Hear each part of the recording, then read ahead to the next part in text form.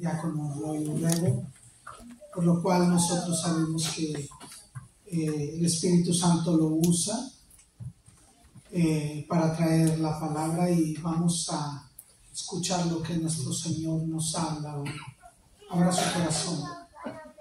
su corazón para que Dios hable a sus vidas. Buenas noches a todos de nuevo, especialmente los que vemos hoy. Le damos una gran bienvenida. Amén.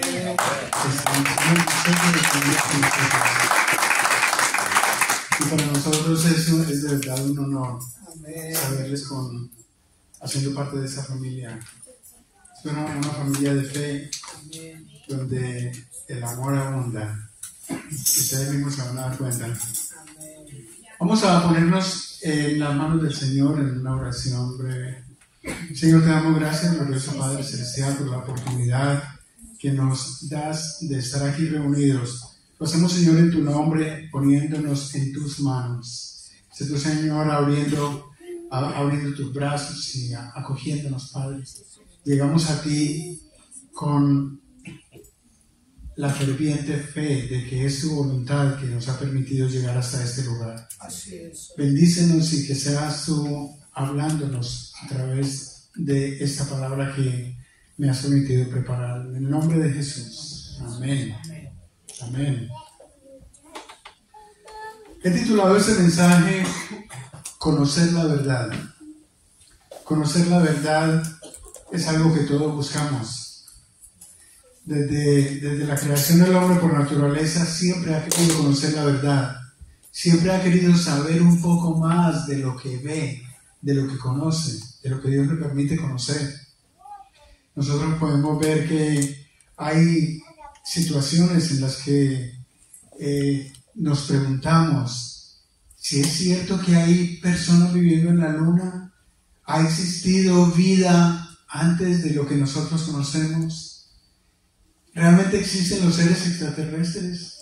Siempre estamos preguntándonos algo. Siempre estamos queriendo saber un poco más de lo que se nos dice.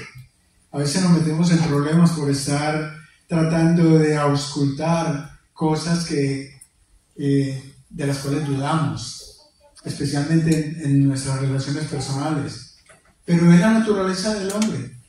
Es la naturaleza del hombre, como yo siempre les he dicho.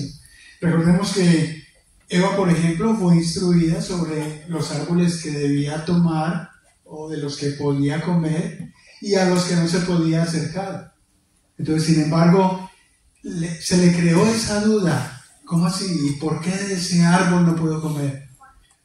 Es una situación que nosotros vemos permanentemente, acercándonos a lo que se nos prohíbe hacer, tomando de aquello que se nos ha prohibido. Así que lo que vemos, lo que vimos, lo que estudiamos sobre Adán y Eva en el jardín del Edén nos puede servir a nosotros de base para entender esa situación, esa curiosidad del hombre, ese deseo de saber un poco más. Recordemos que pues es de suponer que la instrucción que Dios le dio a Adán, él se la pasó a Eva. Una vez ya Eva estaba creada, él le dio la instrucción a ella. Y pues ya sabemos lo difícil que es para la mujer creer en todo lo que le diga el marido. Así que no es de extrañarnos.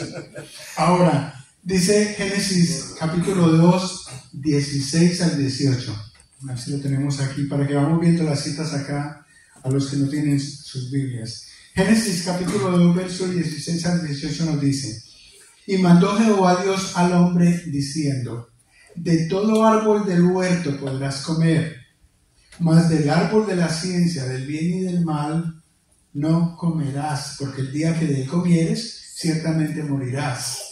Pues una aseveración de esas tan clara, tan directa, no la encontramos en la Biblia. Una aseveración de esa clase. En lo personal, yo no dudo que Eva hubiese hecho lo mismo. Es decir, si Dios hubiese creado primero a Eva, Eva le hubiera dicho a Adán: ¿sabes qué? Dice Dios que de todo árbol del huerto podemos comer, pero de ese árbol, específicamente de aquel, no comeremos. ¿Sí? Y pues obviamente si eso hubiese sido así, ya sabemos cómo somos los esposos de obedientes cuando la esposa nos habla. ¿Sí? No tienen que levantar las manos aquellos que obedecen y todo lo que dicen. Pero bueno, pero seriamente, a este punto ellos no habían pecado. Hasta este punto ellos no habían pecado, simplemente tenían una vida pacífica, una vida en paz, y todo era armonía en el paraíso.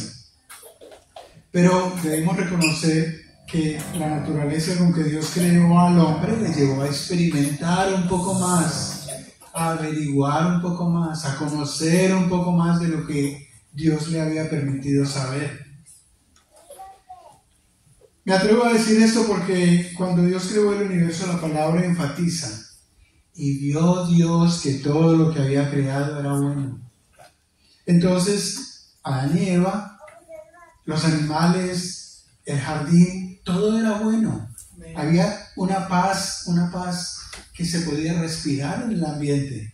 Eso lo podemos imaginar cada uno de nosotros dentro de del contexto.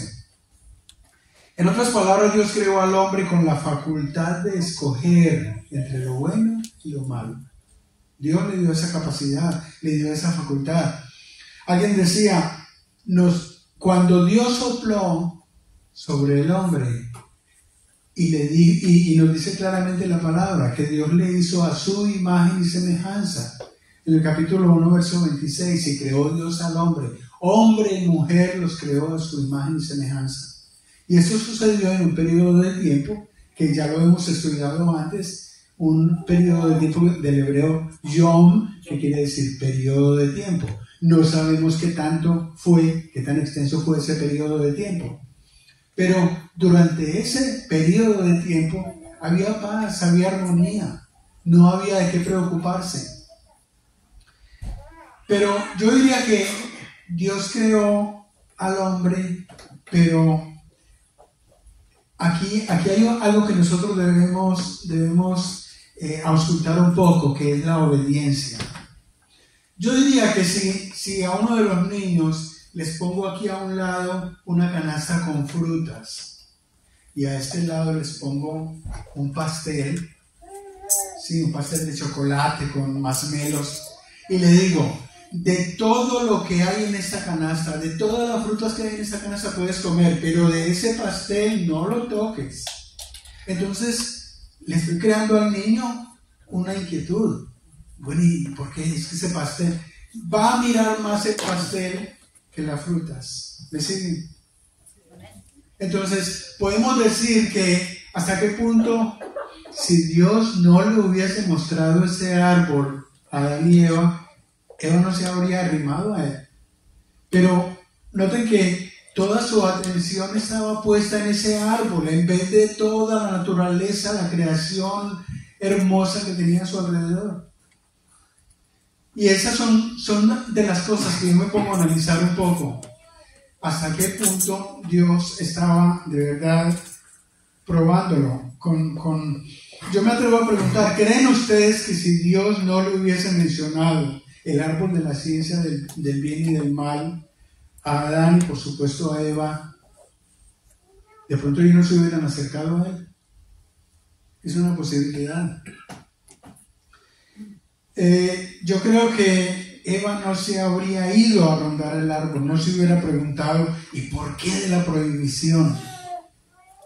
¿Qué tiene de particular ese árbol? ¿Por qué no me puedo acercar a él? Y vamos a mirar esto. Se nos ha dicho que ellos quisieron ser como Dios, pero la realidad es que el diablo, personificado en la serpiente, por hacer la maldad, por provocar la ira de Dios, por ponerse en contra de sus preceptos, aprovechó el momento. ¿Qué aprovechó? La curiosidad del hombre, la curiosidad natural del hombre por estar queriendo auscultar un poco más, ver un poco más qué es lo que hay detrás de esto. Como dice, hay un dicho que dice, la curiosidad mató al gato. Sí, y el gato es curioso. Y yo tengo un gato en la casa y me pongo a observarlo y siempre está tratando de tumbar y de dañar y ver qué hace, a ver qué pasa. Y así somos nosotros, es una curiosidad natural. Nos dice Génesis 3:5, capítulo 3, verso 5, que nos dice la manera como la serpiente provocó a Eva la curiosidad de desobedecer a Dios, no de comer de la fruta, simplemente de desobedecer a Dios. Le creó ese gusanito, esa piedra de tropiezo en ella. Dice Génesis 3:5, ¿sabe Dios que el día que comáis de él serán abiertos vuestros ojos y seréis como Dios, sabiendo el bien y el mal? Durante mis clases de escuela dominical yo he querido transmitirles un poco de lo que he estudiado, de la forma como he analizado la Biblia, como he analizado cada párrafo. Y esto fue algo que aprendí en el seminario. Y como dice Lucas le escribe a un amigo. Y como él dice que él estuvo investigando todo lo que realmente había escuchado. Y miren lo que le dice en Lucas capítulo 1, 3-4. Me ha parecido también a mí, después de haber investigado con diligencia todas las cosas desde su origen. Cuando nosotros nos paramos aquí, sea a traer un mensaje, a traer una escuela dominical o una clase de la Biblia, tenemos que leer cada párrafo y lo que hay antes y lo que hay después y por qué se dijo esto, por qué sucedió esto, cuál es el trasfondo de lo que está pasando aquí, por qué Jesucristo les trajo a los fariseos esta parábola o les dio a los apóstoles este mensaje. Entonces uno se pone a analizar un poco y se va yendo hasta el Antiguo Testamento y se da cuenta que hay mucho más para estudiar, mucho más para leer allá atrás. Entonces dice, les leo de nuevo, Lucas le dice así a su amigo: me ha parecido también a mí, después de haber investigado con diligencia todas las cosas desde su origen, escribírtelas por orden, oh excelentísimo Teófilo, para que conozcas bien la verdad de las cosas en las cuales has sido instruido. Todos nosotros recibimos aquí una instrucción, pero esto es como en la escuela. Mi hijo me decía, no, es que yo voy a la escuela, pero allá no me dan todo lo que yo he logrado aprender. Le dije yo, pero date cuenta que cuando tú vas a la escuela, tú recibes una instrucción sobre cómo conducir tu vida, sobre cómo investigar, sobre cómo ver en la biblioteca, auscultar los libros, seguirlos. En la escuela realmente académicamente no se crece. En la escuela recibimos una instrucción de cómo obedecer, cómo investigar, cómo comportarnos, cómo ayudar a nuestros semejantes, cómo hablarles. Aprendemos a vocalizar, aprendemos a hablar fuerte, a hablar correctamente, aprendemos a respetar. Es una instrucción muy diferente a lo que a lo que los niños creen recibir, pero paso a paso se va recibiendo esa instrucción. Aun cuando Lucas no fue uno de los 12 apóstoles, los escritos lo describen como un judío. Lucas no fue uno de los apóstoles, él era un judío que se interesó, pero noten que se interesó tanto que él era un seguidor de Jesús durante todo su ministerio. Qué interesante saber eso. Se dice que él escribió tanto el Evangelio de Lucas como el Evangelio de los Hechos de los apóstoles. Y él detalla los acontecimientos que definen a Jesús como el Mesías.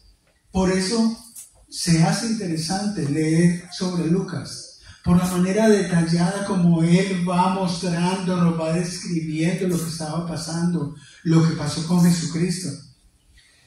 Además de ser el secretario personal del apóstol Pablo, Lucas, él fue su médico. y fue acompañante en muchos de sus viajes. En muchos de sus viajes ahí estaba Lucas, comentando, contando, y fuimos y trajimos y vinimos y hablamos con. Eso es una forma detallada y admirable de la manera como Lucas nos va llevando a través del Evangelio. El libro de Hechos describe entonces muchas de sus aventuras con Pablo, desde Troas en Asia Menor hasta el regreso a Filipos. Todo eso es en detalle de Filipo a Jerusalén, y quizás estuvo con él durante su cautiverio. Tal vez era parte del flagelo de la situación que vivía Pablo. Él estaba ahí presente. Por eso se dice que era su médico de cabecera. La historia nos dice que su evangelio fue escrito en Grecia y que murió cuando ya tenía como 84 años, dicen los historiadores. De Lucas también se dice que hizo parte de los 70 discípulos, cuando Jesucristo le dice a los discípulos, les da instrucciones a los discípulos de cómo ir a llevar el evangelio.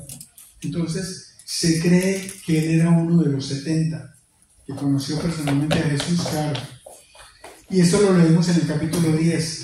Lucas se dice que por su manera compasiva de expresarse, por la manera como detalla con compasión cada una de las situaciones en las que Jesús estaba. Y como él dice, yo estuve investigando desde su origen.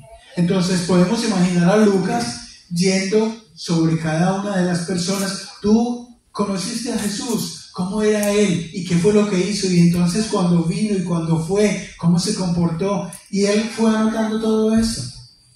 Entonces era como un escriba. La parábola, él nos habla de la parábola, no la detalla, la parábola del hijo pródigo, la parábola del buen samaritano, del hombre rico y de Lázaro, la curación de los 10 leprosos. Todo eso se detalla en el capítulo, en el Evangelio de Lucas. También nos habla de la historia de Zaqueo, cómo fue Zaqueo durante la conversación con Jesucristo, cómo fue su actitud. Nos habla de la parábola del fariseo y del publicano, de la última cena. Describe perfectamente los acontecimientos, la manera como Jesucristo habló con los apóstoles en la última cena. También nos describe la situación del hombre que estaba siendo crucificado con Jesucristo y la manera como Jesús le habla: hoy estarás conmigo en el paraíso. Son detalles que nos llevan a comprender el corazón, el sentimiento de Lucas. En el momento en que estaba escribiendo, él estaba poniendo su corazón, como cuando a uno le cuentan una historia. Cuando tú te sientas a contarle una historia de tu pasado o algo que inventaste a un niño y le pones ese sentimiento, a veces hasta lloras o haces llorar al niño porque el niño empieza a imaginarse todo lo que está sucediendo. Ese era un Lucas, una persona que nos trajo, así de la misma manera como Pablo nos detalla las situaciones, sus sufrimientos, sus sacrificios. Aquí Lucas nos detalla en el libro de Lucas. Yo los invito a que empiecen a leer el libro, a que se compenetren con la manera como describe Lucas cada una de las situaciones de los milagros de Jesús.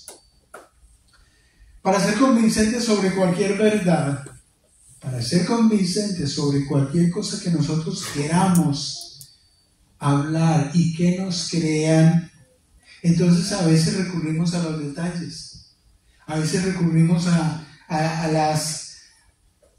la manera detallada como describimos los acontecimientos, los sucesos.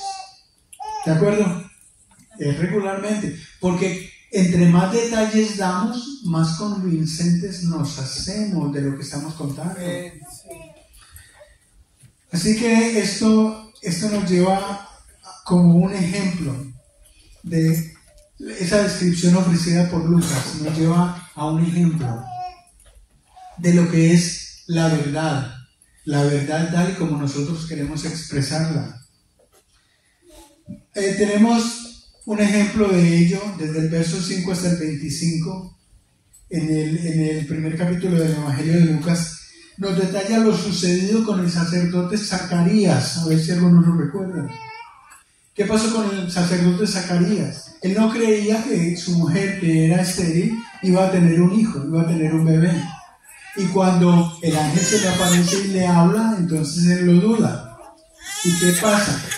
Que el ángel le dice, ¿sabes qué? Porque no creíste, vas a quedar mudo. Leamos lo que dice en el... Bueno, no vamos a leer todo lo que es el capítulo por la brevedad del tiempo, pero en el mismo capítulo 1 vemos los detalles ofrecidos por Lucas sobre el nacimiento de Jesús. Estos detalles los he dividido yo en preguntas y respuestas, los detalles que ofrece Lucas sobre el nacimiento de Jesús. Número 1, ¿cuántos meses de embarazo tenía María?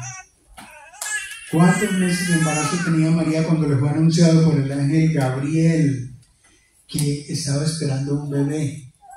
Noten lo que dice Lucas capítulo 1, 26-27. Nos dice, al sexto mes, el ángel Gabriel fue enviado por Dios a una ciudad de Galilea llamada Nazaret, a una virgen desposada con un varón que se llamaba José, de la casa de David, y el nombre de la virgen era María.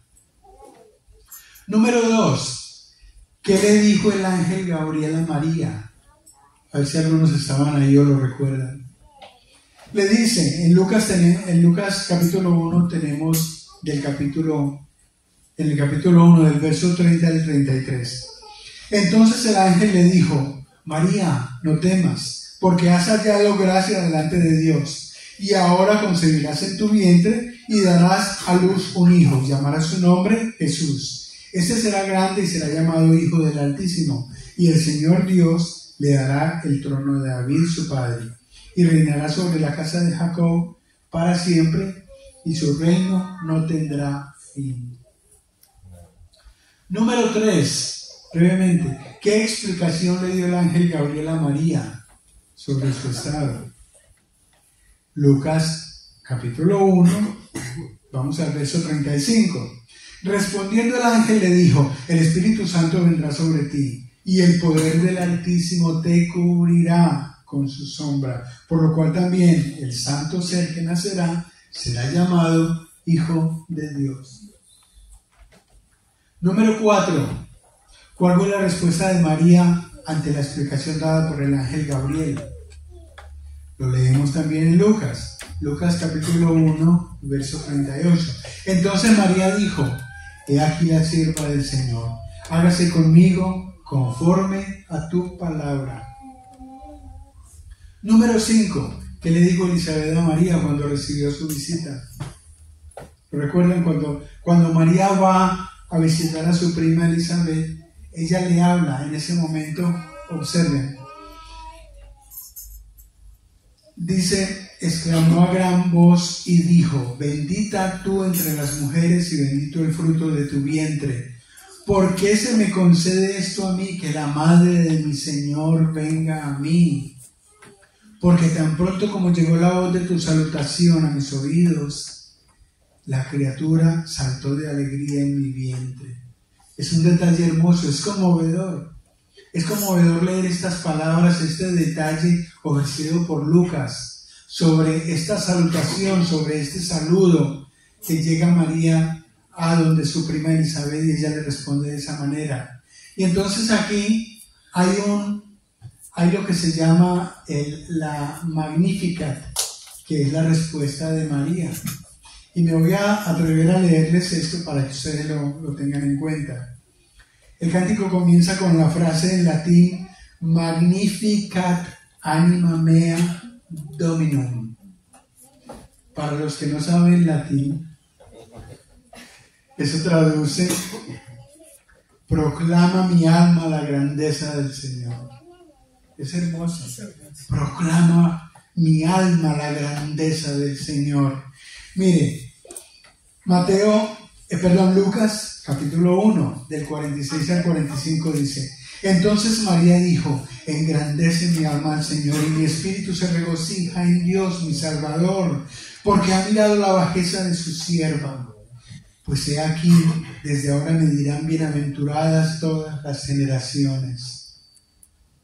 Porque me ha hecho grandes cosas el poderoso, santo es su nombre, y su misericordia es de generación en generación. A los que le temen, hizo proezas con su brazo, esparció a los soberbios en el pensamiento de sus corazones.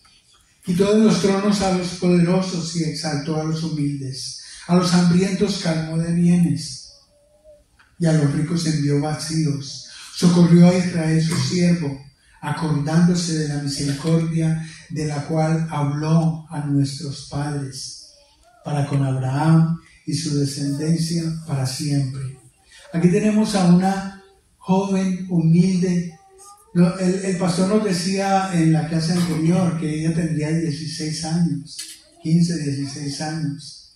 Y noten la sabiduría con la que habla, el honor que le rinde a Dios a través de este Magnificat, a través de esta oración. Es hermoso. Hay un meme que ha venido circulando, le dicen el meme, uno de esos videos que circulan en TikTok.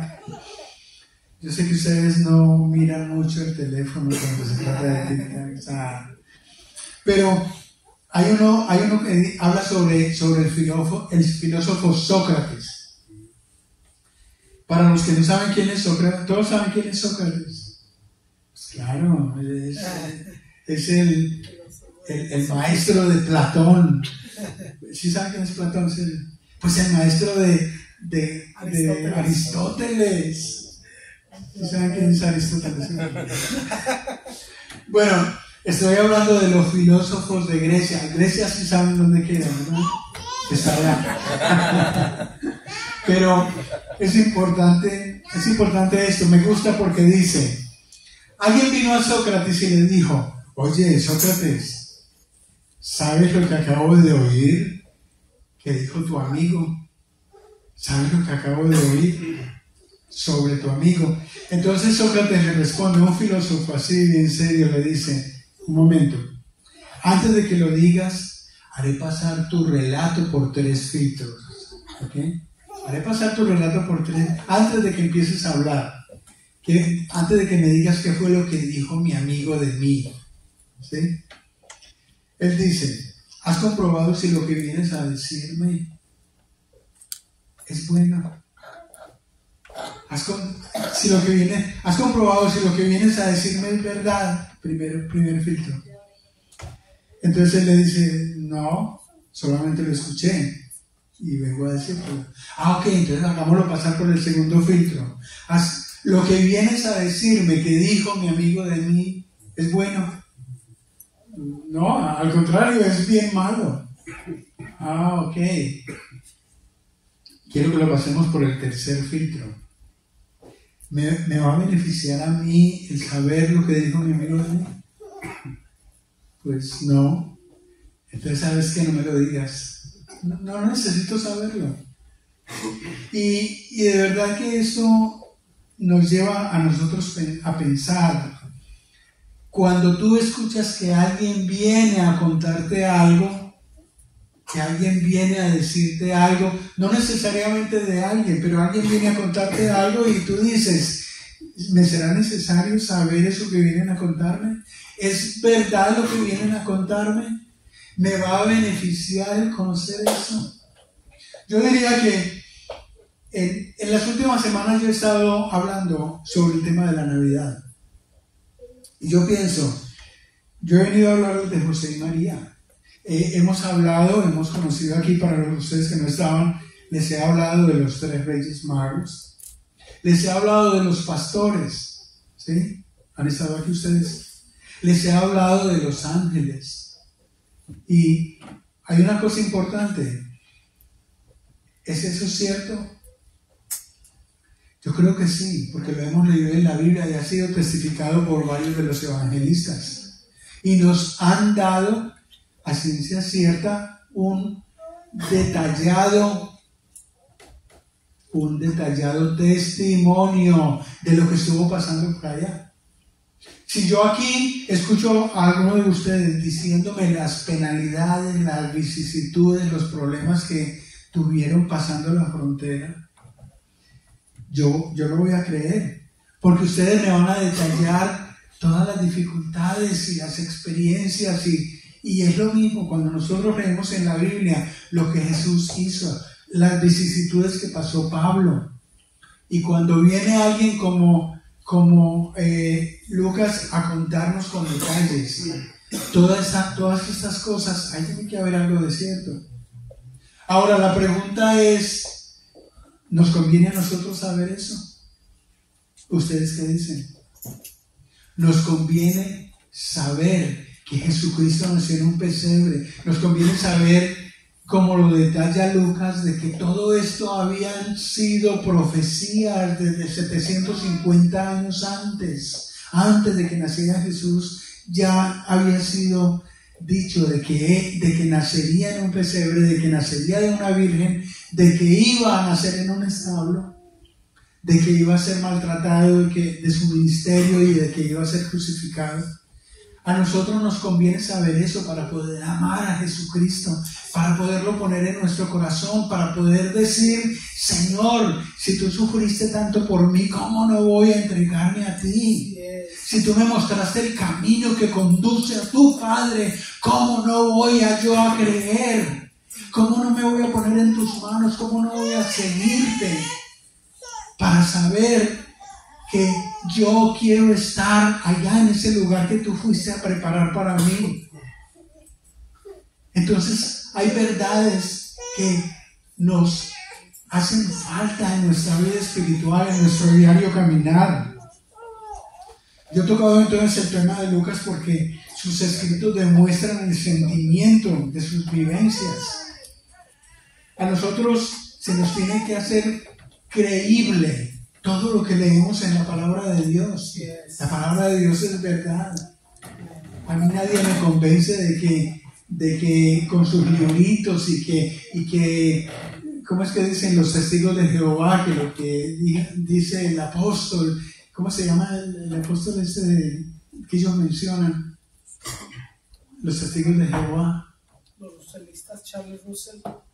Ellos mencionan a un profeta específico. Y ellos aseguran de que Dios le habló a este profeta, pero ellos, Joseph Smith, Santos, sí, ellos son los mormones. Y nosotros encontramos que la palabra de Dios es verdad, que la Biblia contiene la verdad que nosotros debemos ver como el manual de vida que conduce a Dios. Recién me fue presentado Jesús el día de mi conversión a mi tío. Yo les he hablado a ustedes de que fue un tío el que me presentó al Señor, el que me condujo a los pies del Señor, y él me mostró un verso que cambió mi vida, y ese verso está en Juan 8:32. A ver si lo tenemos ahí al frente. Juan 8:32: y conoceréis la verdad, y la verdad os hará libres. Juan 8:32. Conocer la verdad del Evangelio marcó mi vida, porque yo crecí en la religión católica. Mis abuelos, mis tatarabuelos, todos los antepasados de mi familia eran católicos. Y cuando yo llegué a los pies del Señor y abrí por primera vez una Biblia, entonces yo empecé a leer la verdad. Porque yo con mis abuelos aprendí a rezar el rosario todas las noches, porque se me decía que rezando el rosario y repitiendo sobre la Ave María, yo iba a ser salvo. Yo iba a evitar entrar al purgatorio, una creación de la Iglesia Católica. Yo con ellos empecé a rezar los 1000 Jesuses. ¿Ustedes nunca leyeron los 1000 Jesuses? Bueno, entonces yo fui más católico que ustedes. Se nos decía que leyendo los 1000 Jesuses nosotros íbamos a acercarnos más al Señor. Yo con ellos aprendí sobre la Virgen María como nuestra única mediadora, nuestra redentora. Aprendí que ella era nuestra abogada, que ella nos liberaba del purgatorio. ¿Ustedes no? Sí, ya veo que yo fui más católico. Pero yo aprendí sobre la virginidad perpetua y ascensión en cuerpo y alma a los cielos. María.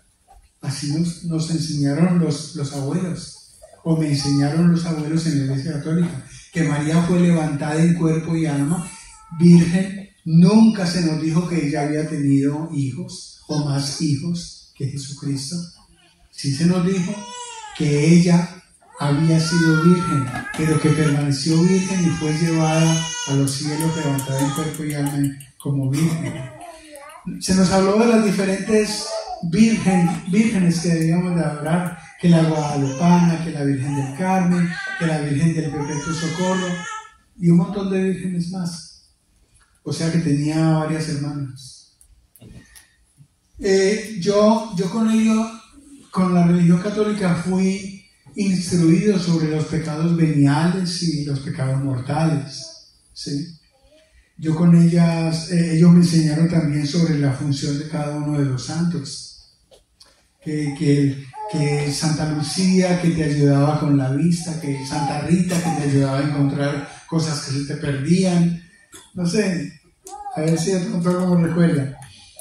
En todo caso que había una adoración por parte de los católicos tremenda sobre la Santa Cruz, y por eso los católicos, o como católicos, siempre llevábamos una cruz colgada al pecho, y entre más grande, más santos éramos. Y si era de oro, wow, sí, salíamos así. Bueno, no sé ustedes, yo sí. Entonces, es una cosa en la cual nosotros fuimos envueltos. Pero cuando conocimos la verdad, nos hicimos libres. Amén. Libres para pensar, libres para adorar, libres para seleccionar a un Jesucristo vivo, que vive y reina por los siglos de los siglos. Amén. Esa es la verdad que nosotros conocimos. Yo recuerdo que yo salía a vender imágenes del Papa Juan XXIII, por allá en 1963. Yo salía con mi paquete de imágenes de plástico y las vendía. Por decir algo, hoy en día a $1. Sí, claro que eso hace 50 años.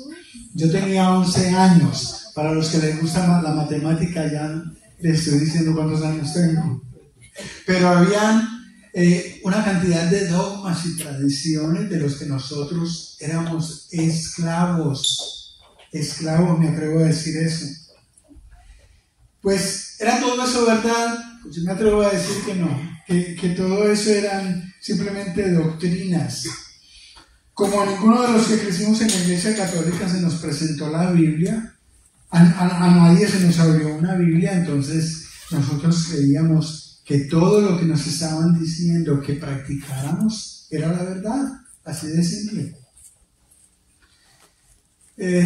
Como dato interesante para los que les gustan las estadísticas, de la población mundial de 7 billones de personas hoy en día, según los datos del último censo hecho en el año pasado, en el 2022, se calcularon 7.577.000 personas, billones, o sea, 7.577 millones de personas, de los cuales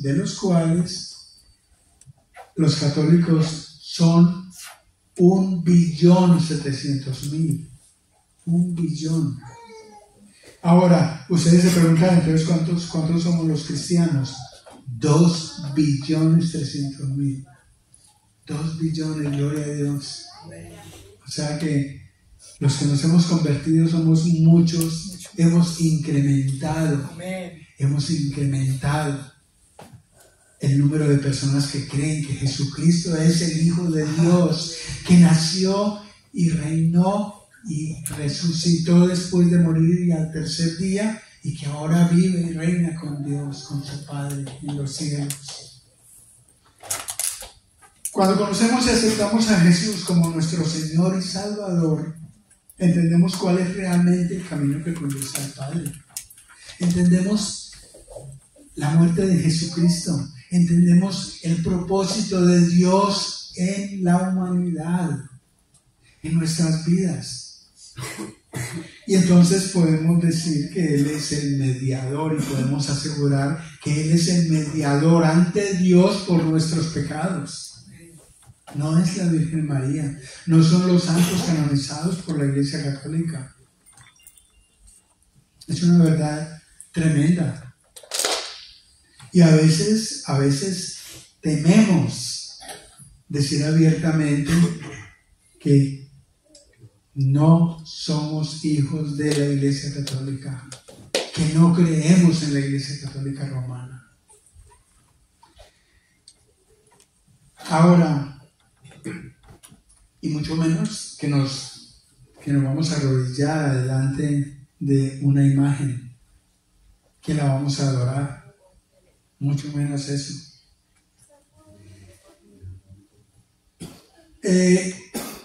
Nosotros somos libres en Cristo Jesús y conoceréis la verdad y la verdad os hará libres. Nosotros somos, qué verdad tan hermosa es la presencia de Jesucristo en nuestras vidas. Qué verdad tan hermosa es sabernos libres, es sabernos sus hijos. Qué verdad tan hermosa es saber que Jesucristo es nuestro mediador ante Dios por nuestros pecados, que Jesucristo nos hizo libres, que somos salvos por nuestra fe, por nuestra confianza en Él. Después de conocer en detalle sobre su anunciación a través de los profetas y los ángeles, después de haber sido expuestos a su ministerio, después de haber sido expuestos a sus milagros, después de haber sido expuestos a través de los evangelios, a su palabra, no podemos regresar, no podemos volver atrás. No podemos simplemente decir, no, es que yo era cristiano, es que yo era católico y me hice cristiano, pero definitivamente, sí, no podemos hacer eso.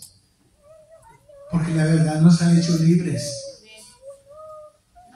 No podemos dar un paso atrás. Como verdaderos creyentes es apenas justo. Como verdaderos, voy a decir esto de nuevo, como verdaderos creyentes es apenas justo que hayamos celebrado su nacimiento. Es apenas justo que hayamos, con respeto, alabado su nombre, que hayamos hablado del proceso del nacimiento, del anuncio de los ángeles, del regocijo de los pastores en una, no digamos en una cueva, pero en un establo. Es apenas justo. Amén. Yo creo que el cumpleaños celebrado de Jesucristo es el mejor cumpleaños que nosotros podemos celebrar después de celebrar nuestra llegada a Él, nuestra conversión. Amén. Señor, te damos gracias, Padre, porque tú nos has hecho tus hijos, tú nos has hecho coherederos, tú nos has indicado que somos real sacerdocio delante de ti. Tú nos has dado, Señor, una misión: llevar tu palabra, evangelizar a aquellos que todavía no te conocen, que todavía andan en la mentira, en el engaño de la Iglesia Católica. Padre Celestial, te damos gracias por habernos constituido en tus hijos, y hoy podemos celebrarlo al terminar un año más y sabernos en este lugar alabando y regocijándonos con los cánticos de alabanza a tu nombre. Solamente podemos decir gracias. Gracias, Padre, en su divino nombre. Amén. Amén. Un aplauso para el Señor.